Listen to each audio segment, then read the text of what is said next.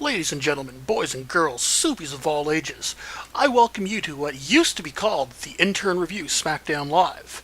However, now we've been giving the official WWE nickname of Maple Joe and the SmackDown Live Experience? That doesn't sound right. Screw you, Vince McMahon. I'm sticking with the old name of the Intern Review SmackDown Live. Alright, let's get, now that I've gotten my Viking experience related jokes out of the way, let's get on with the show proper. So we kick things off with Kevin Owens, which is quite appropriate, seeing how we're in his hometown of Montreal. He comes out to do another episode of the KO show with special guest Kofi Kingston and his trombone-playing buddy Xavier Woods. Sadly absent is Big E, who is out with an injury, and we certainly all hope that he gets better soon. First of all, besides the fact that Kofi clearly gets monster pops, really heartening to see Kevin Owens get treated like he's a hero coming into his hometown. And unlike Sammy the night before, he doesn't take a crap, figuratively speaking, all over them. He does get to speak French to them, even though I understand French. I'm East Coast French, he's speaking Quebec French, so it's way too fast for me to understand, but they seem to like it, so that's really all that matters, right?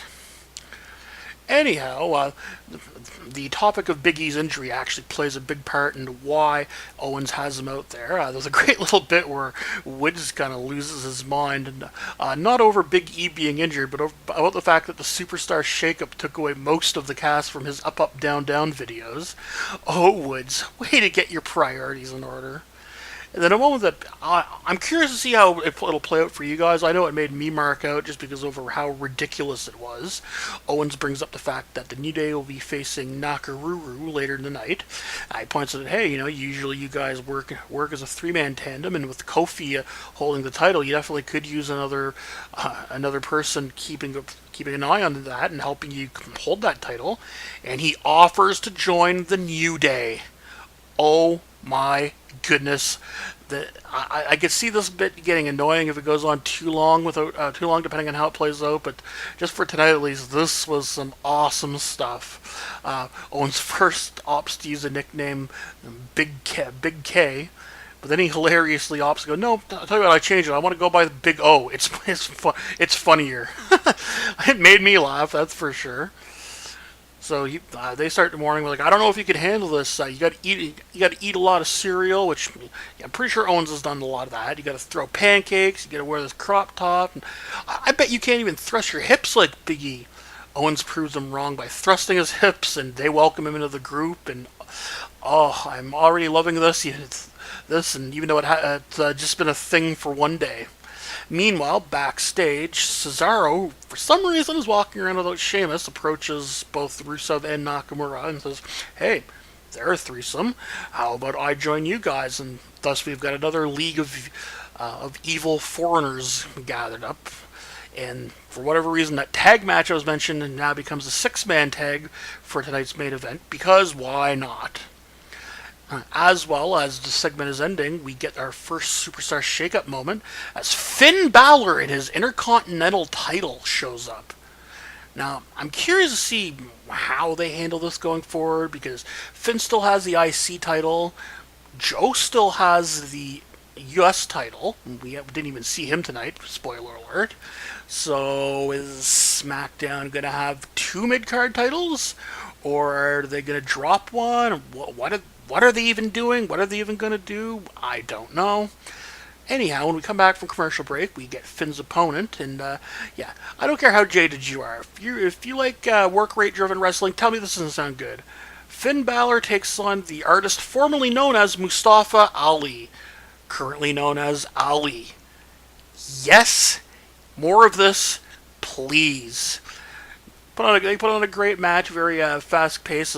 I put it in my review, my written review, kind of a 205 live match right in the middle of SmackDown Live. Great stuff for sure. So I also noted that it's funny that seeing Finn actually work with someone small enough to make his offense look believable and can bump around for him like a Dolph Ziggler type. Watching Ali sell that the shotgun drop kick, or whatever Finn calls his front drop kick, like he got shot with a literal shotgun, was awesome. As well, spoiler alert, Ali loses. Big surprise, I know. But not only does he take a coup de grace from Finn, usually Finn will do the coup de grace and kind of land on a weird angle where it looks like he slips on a banana peel so he's not just distributing all his weight directly down on them. Yeah, there is none of that with this coup de grace. Finn lands it kind of like Kevin Sullivan's double stomp, and Ali, why would you agree to take that? That looks so painful. So yeah, Finn Balor gets his first win on the blue brand, of course.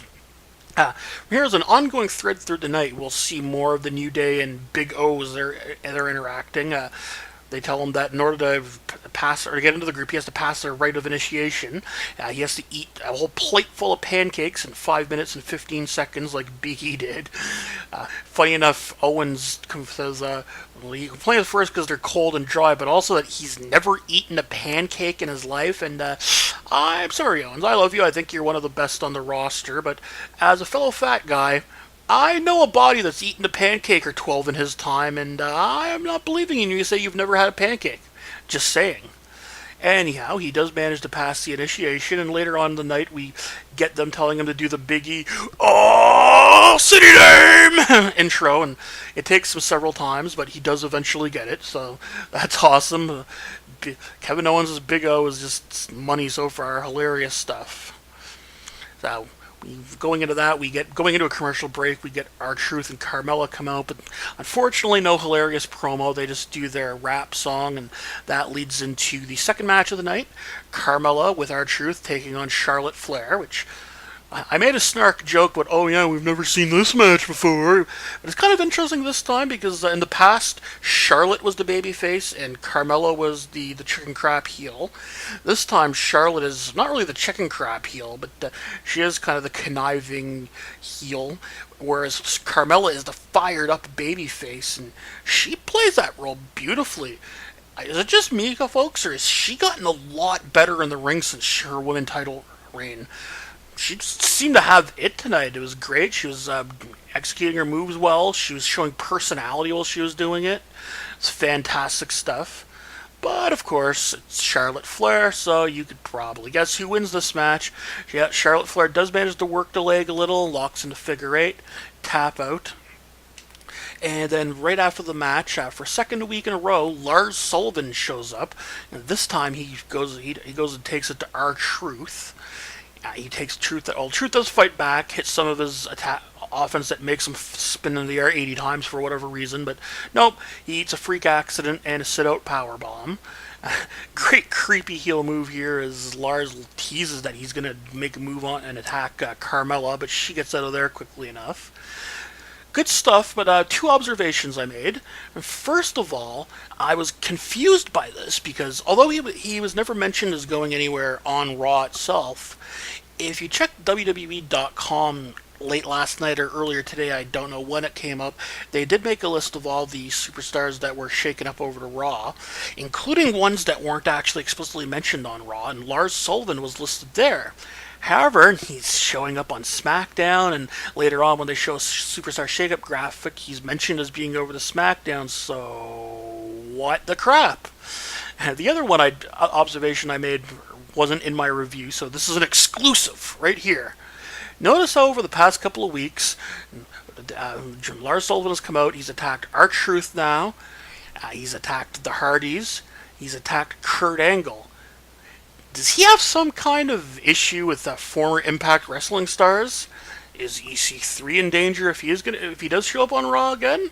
Just saying. Goodness! This next segment I almost don't want to talk about. It was just the most painful cluster in the world, as you'll see. But we got some big moments to come out of it, so I do have to bring it up. We get Becky Lynch coming out, and she's here to address, what her role is with the Superstar Shake-Up. And I mean, really, I don't know why she had to do that. She has the Raw title and the SmackDown Women's title. That clearly means that she's going to be doing both shows at once, right? Yes, it turns out that is exactly what it means. Yeah, she doesn't get to say too much more than that because all of a sudden Ember Moon makes her way out. This is great until she grabs a microphone and starts talking. Ugh.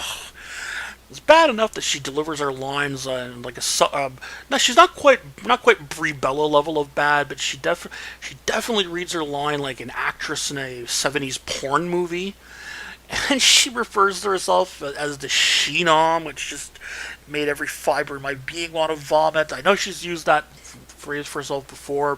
I think because I wasn't actively listening to the show intently for reviewing it, I ignored it, or my brain blocked it out, or I don't know what.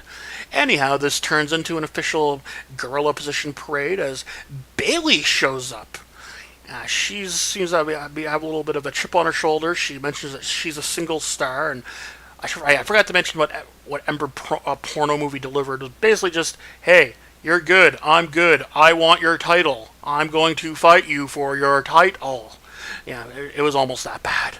Yeah, Bailey shows up, addresses her and Becky's history together, which is nice, and says that as a newly formed single star, she is also after the title. This brings out the Iconics, who, in beautiful fashion, rub it in Bailey's face that, hey, we're the women's tag team champions, and you and Sasha aren't anymore. Ha ha, you suck, you're a loser. They also ride on Becky, trying to say that their titles are more important than the ones she holds because reasons. And then because we needed to cram even more women into this segment, because why not? Paige is here. She says that she reminds us that, hey, last week she said she was going to bring out a new tag team who are going to be the next women's tag team champion. So she's going to introduce them now.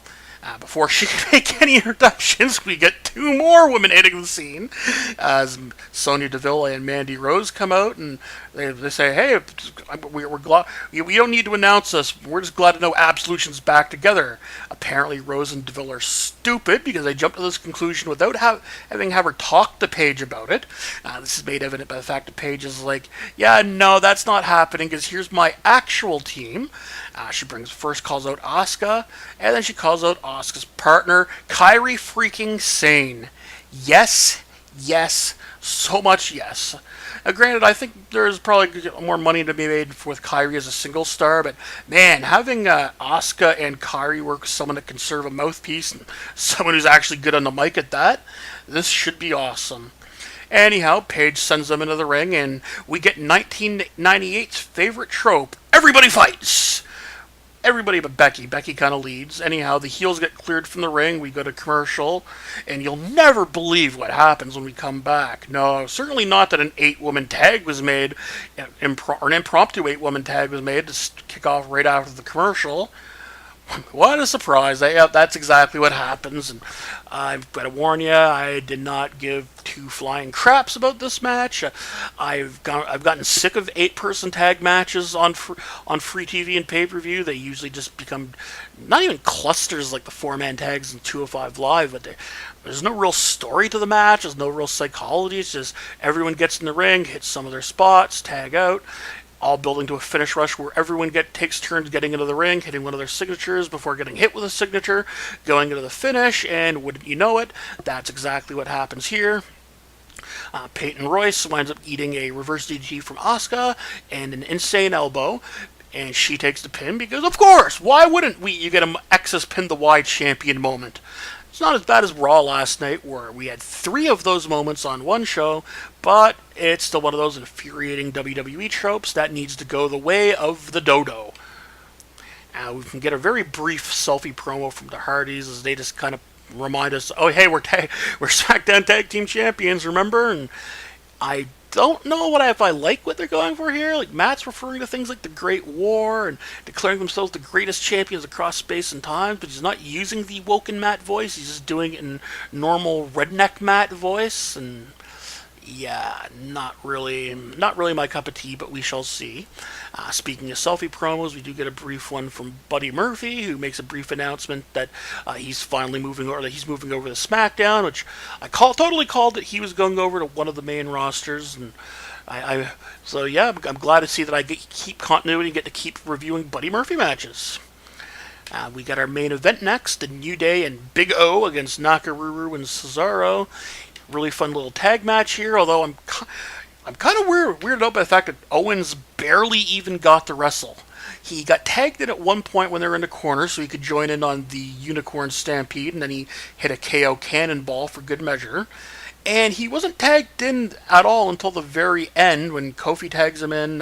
They do a couple of spots. Kofi hits Rusev with a Trouble in Paradise. Owens follows up with a stunner, and they get the win because, of course, Rusev's going to be the one to take a fall. Why wouldn't it be anyone else? That's still, as far as your house show six-man tag matches go, this was really good. Now we get to the true main event. Talking! So if you may have seen on WWE.com, or if you read news sites, it's been announced that Vince would be on hand to make an announcement for the biggest acquisition in not just SmackDown history, but maybe even WWE history. Now, you know it's got to be good, right? I mean, think of all the people that we've had in WWE and over in SmackDown. Just SmackDown alone, we've had guys like Kurt Angle show up there. We had Brock Lesnar, Eddie Guerrero, Chris Jericho. Totally wasn't saying Benoit. Who's that? He doesn't exist. And so it must have surprised a few people when he makes the announcement, and it's Elias. Yes, folks, Elias is the greatest acquisition in WWE history. Oh, this is... I wasn't real. I played it off like I was mad. It was more like, what? You've been hyping this? I mean, really, they've been hyping this up, and it's just Elias. But it turns out this was kind of a brilliant little trolling tactic / bait and switch. Elias trolls on the crowd in typical heel fashion, starts to play a song, and that's when familiar music hits, and the big dog himself shows up, Roman Reigns. He gets in the ring, Superman punches Elias. Vince starts chastising him, so Roman Superman punches him. And then because, WWE baby faces can't just leave things alone, Roman starts leaving and comes back and gives Elias a spear, and that's the note we go out on. So, yeah, there you go. What I put it in my review, whether you like the big dog, whether you hate the big dog, whether you're indifferent on the big dog, it's still a pretty big move for SmackDown. He does still have a certain degree of star power that a lot of other people don't have. I don't know if it'll necessarily put additional eyes on the product, but it certainly can't hurt, right? Unless they make him world champion over Kofi Kingston anytime soon, which that won't happen, right? Right? But yeah, that was this week's SmackDown Live in a nutshell. Basically, it didn't feel like a very compelling episode of weekly episodic wrestling TV. It was just a lot of matches happening for the sake of matches and the sake of introducing new characters. But man, it was really fun as a televised house show. Basically, there were some really cool moments with the various people getting called up. Kevin Owens as part of the New Day is something that, at the very least, I could see being entertaining for the next little bit. Not as good as when the New Day were heels and they had Seth Rollins as their unwitting grumpy captain, but that's kind of the halcyon days of the New Day in general. So yeah, be sure to hit me up in the comments. Let me know what you thought of my review. Let me know what you thought of the show. Let me know what you thought of the Superstar Shakeup in general. And lastly, let me know what you think of the Viking Experience. Worst name ever or best name ever? I'll leave that for you to decide. Thank you for listening to the Intern Review. This has been a Kayfabe Soup production.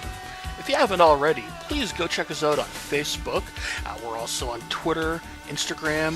We sell shirts on Pro Wrestling Tees, and we've got a Patreon as well. And if you haven't listened to it yet, please check out the Kayfabe Soup podcast over on YouTube, as well as Apple Podcasts, Anchor, Stitcher, Spotify, and pretty well wherever else you get your podcasts. Thanks for listening. We'll catch you next time.